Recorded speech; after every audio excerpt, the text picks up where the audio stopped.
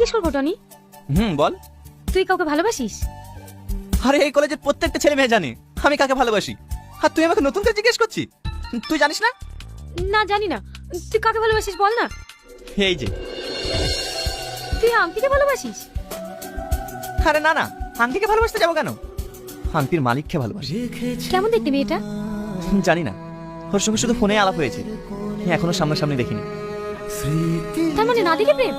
আচ্ছা, মেয়েটা যদি দেখতে খারাপ হয় তাহলে কি করবি? ও যদি দেখতে কুৎসিত হয় না, তো আমি ওকেই ভালোবাসি আর ওকেই বিয়ে করব। কিন্তু জানিস সালমা, এই কয়দিন হলো ও আমার ফোন তুলছে না, ফোন সুইচ অফ বলছে। ওর কিছু হয়নি তো? না না, ওর কিচ্ছু হয়নি, ও একদম সুস্থ আছে। তাই যেন হয়। এই কিন্তু তুই কি করে জানলে? না না, মানে তুই যাকে জীবন দিয়ে ভালোবাসিস তার কোনোদিন বিপদ হতে পারে? কিন্তু ও আমাকে ফোন করে না কেন? ও নিয়ে তুই টেনশন করিস না, তুই দেখবি কয়েকদিনের মধ্যেই তোর গার্লফ্রেন্ড তোকে সারপ্রাইজ দেবে। আমি ওই আশাতে বসে আছি, জানি না সে আমাকে কবে সারপ্রাইজ দেবে। এই তোরা এখানে বসে গল্প করছিস, ওদিকে যে পল্লিগ্রাম টিভির বড় ইউটিউবার বিশু এসেছে। হ্যাঁ তাই নাকি? হ্যাঁ তাড়াতাড়ি চ।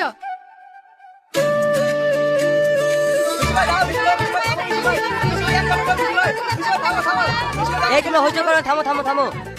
তোমরা হচ্ছে কলেজের স্টুডেন্ট, তো তোমাদেরকে বলছি তোমরা কলেজে এসে কেউ বিড়ি সিগারেট খাবে না, এটা আমার আদেশ। স্যার স্যার আপনি ভালো আছেন তো? ভালো যদি নাই থাকতাম তাহলে হসপিটালে ভর্তি থাকতাম, এখানে আসবো কেন? স্যার স্যার আপনি তো পল্লিগ্রাম টিভিতে অনেক নাটক করেছেন, একটা ডায়লগ বলুন না। ঠিক আছে বলছি।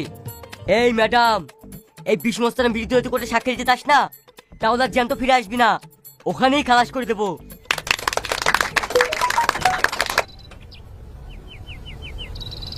ওকে, আমার শুটিং এর টাইম হয়ে গেছে, এখনই আমাকে যেতে হবে। স্যার স্যার, এই একটা রিকোয়েস্ট, ভাবিছে নাটকের একটা ডায়লগ বলুন না স্যার। ঠিক আছে, এটা কেন না? কি ব্যাপার রে, কালকেও দাঁড়িয়ে থেকে থেকে শ্বাস পাইনি, আজকেও কি ভাবির হাতে চা খেতে পাবো না নাকি?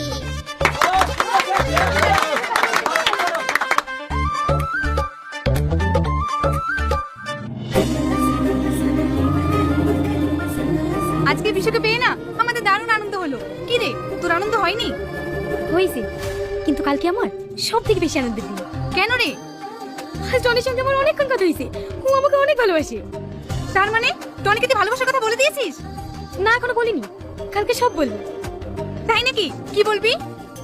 বলবো তুমি যাকে এতদিন না দেখে পাগলের মতো ভালোবেসেছো, আমি সে তোমার আন্টিওয়ালা বন্ধু, আর শুধু